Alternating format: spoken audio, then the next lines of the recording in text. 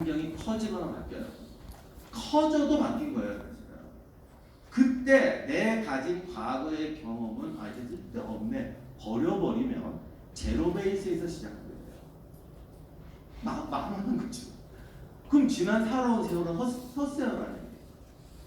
지난 세월에 살았던 경험을 그냥 쓰면 방금 말씀드린 것처럼 안 돼요. 도둑 쫓을 때는 되는데 전쟁할 때는 이게 돼요.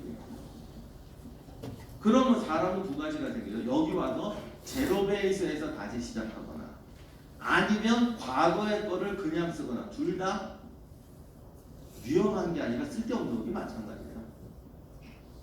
그러면 어떻게 해야 되느냐?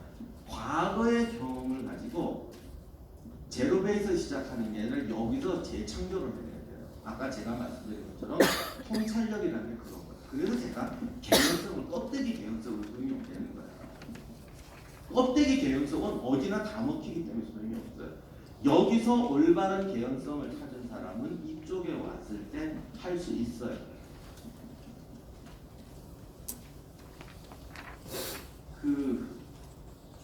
이런 말이 있습니다.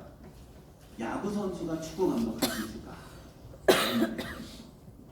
물론 축구 선수가 축구 감독하는 게 제일 좋겠죠. 그런데 야구 선수가 축구 감독을 하는데 잘할 수도 있고 못할 수도 있는데 야구에서 떴던 경험을 그냥 써먹으려면 당연히 안 되지. 이건 망하는 거죠.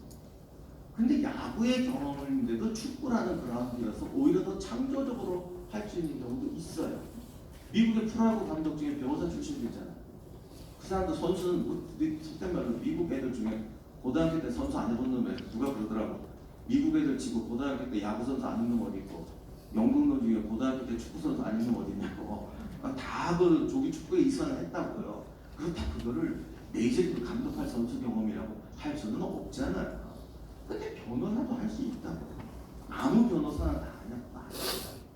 뭔가 자기 경험을 이쪽으로 바꿀 수 있는 그 사람은 이쪽에서부터도 경험적 경험이 아니라 재판 이러면 이기더라 이게 아니라 제가 아까 말씀드린 개연성의 지식을 말한다. 그런 통찰력이 있는 사람은 이런 데 와서도 통찰이 된다고요. 이 후상부 리턴 매치에서 문제가 되는 게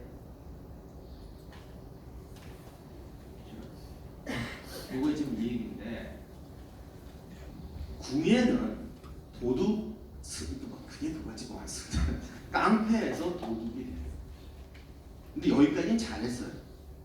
그리고 이제 더 넓은 지역에 분주가 됐어요. 변신이 안 된다. 변신이 안 되니까 그냥 신비주의 종교 같은 거 카리스마를 더 없으려고 이게 끈떨어져서 그래요. 방법이 없어요. 그러니까 실패했어요. 견훤 같은 경우는 후삼국 시대 최고의 솔직히 말씀드려서 후삼국 시대 군대를 보면 그 견훤의 철기와 모천이 제일 세요 진짜. 이건 나타났다 하면 다 승부를 뒤집더라고요. 그래서 어떤 장군으로서는 견훤이 최고였다고 맞는 것 같아요. 군대가 어쨌든 간에 당시로서 최고의 장군이었어. 그럼 이 사람은 뭐가 안 되냐? 끝까지 장군이야. 그래서 그 철기병 5천으로 맨날 이기는데 얘들도 늙어갈 거 아니에요.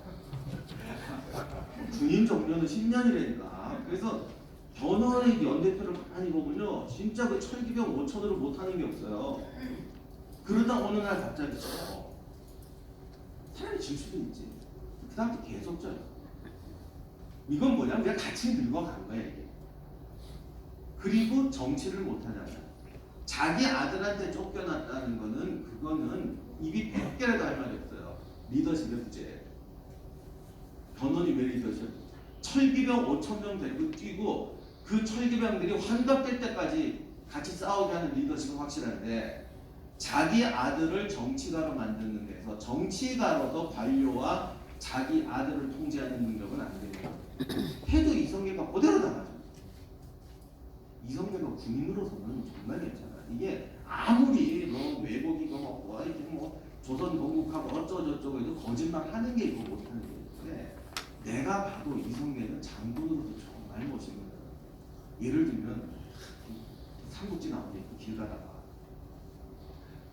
진짜 훌륭한 장군, 정말 이런 사람은 공은 알아요. 가다가 무슨 밭에서 일하던 애 그것도 그냥 일했겠어. 뭐 좀 쌀 줄 할 줄 아네. 만나서 꼭 어떻게 딱 만났는데 딱 만나는 순간 우리가 버리고 선생님 저기 장모님 따라가겠습니다. 그래서 붙었더니 얘들이 고수인 거죠. 이런 애들은 평생 충성해요. 이런 일화를 보면요, 저 사람은 그 장군으로서는 분명히 남들이 딱 봐도 이 사람은 내가 평생 충성할 사람이야. 이게 보이는 거예요. 근데 막상 정치판에 딱 들어오니까 자기 아들부터 시작해서 뭐 이복 형제 뭐 사병 때부터 키우는 거예요. 그러니까 우리가 인간적으로 보면 절대 배신 안 할 것 같은 애들이 다 배신해요. 어떤 애들이 안 배신하냐? 밭에서 따라오는 애들. 전쟁터에서 만나서 적장인데 살려주고 자기 왜 우리가 보면 그 영화 보면 그 홍콩 영화 보면 뒷골목에서 만나서 치고받다가 끝까지 가는 애들 있잖아요. 이런 애들은 끝까지 배신해요. 그건 위대한 보스라는 거예요. 근데 가만히 보면 정치판에서는 다 배신해요. 그건 뭐겠어요? 정치가로 변신을 못했다는 거예요. 그러니까 아들하고 이복 동생, 자기가 평생 키워준 애 이런 애들이 배신해요. 그러니까 그거는 뭐 본인 인정해야 돼요. 뭐 정치가로서의 변신이 너무 늦었던 거죠. 그래서 후삼국의 승패가 주는 가장 큰 교훈은 이게 사실 모든 역사에 제가 아까 뭐 너무 보편적인 교훈은 뻥이라고 했는데 어떻게 보면 이게 진짜 사실 보편적인 교훈인데 역사에서 큰 라운드에서 승리하는 사람은 다음 단계에서 변신할 수 있는 사람이에요. 변신 못하면 가지를 말아야 돼요. 예를 들어 군인이 정치가가 된다. 군인도 정치가 될 수 있죠. 그 사람이 정치적 능력이 있다면. 근데 그거 아니고 나 정치판에 들어가서 군에 사던 과대로 할까 일석점호 시작 이러면 하지 말아야지. 안 되는 거예요. 절대 안 돼요. 어떤 분은 기업에 들어가서 군대 사던 그대로예요. 손톱검사부터 시작해 1조 정호, 휴지통 줄 맞추기 내가 직접 봤어요.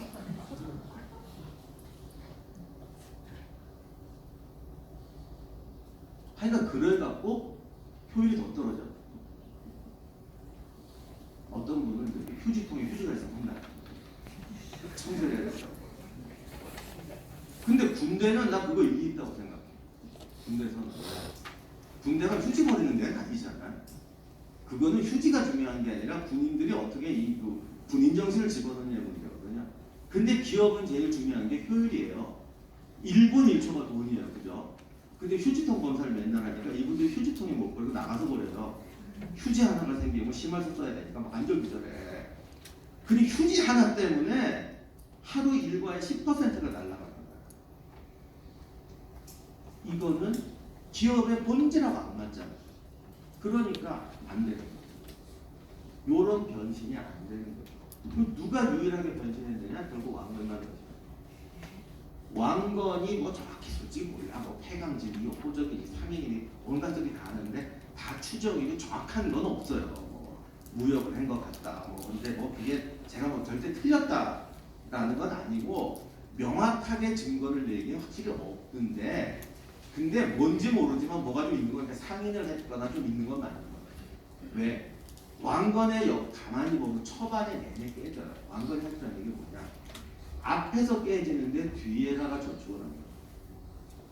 1, 2차 전투에 중군에 섰던 주력이 말갈 여진족이에요. 나중에 후기에 나오는 맹장이었던 유근필이 중군에서 돌격할 때 걔가 거느렸던 부대가 말갈 여진족이에요. 얘도 언제든 유근필이 낄 때 여진족에 보내서 그쪽 추장들을 제거해서 데려오잖아. 지금 앞에서 전원한테 맨날 깨지고 있는데 이게 될 것 같습니까? 보통 사람이 이거 절대 못합니다. 전쟁에서 철칙이 뭐예요? 내 힘을 분산시키지 말라잖아요. 우리가 이런 걸 믿으면 안 되는 게 제가 아까 말씀드린 것처럼 일반적인 교훈은 모든 경우에 적용이 다래요. 계란을 한 번 같은 바구니에 담지 말라. 이것도 맞는 말이고 군대를 분열시키지 말고 한 번에 몰빵을 해라. 이것도 맞는 말이에요. 어쩌란 말이야. 그 말에 맞게 쓰는 게 중요한 거예요.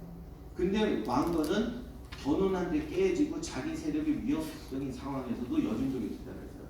굉장히 위험한 투자를 했어요. 그리고 견훤한테 나중엔 공산생각으로 죽을 뻔하고 계속 죽는데 보통은 저렇게 되면 자기 균이 후두둑 떨어져야 되거든요.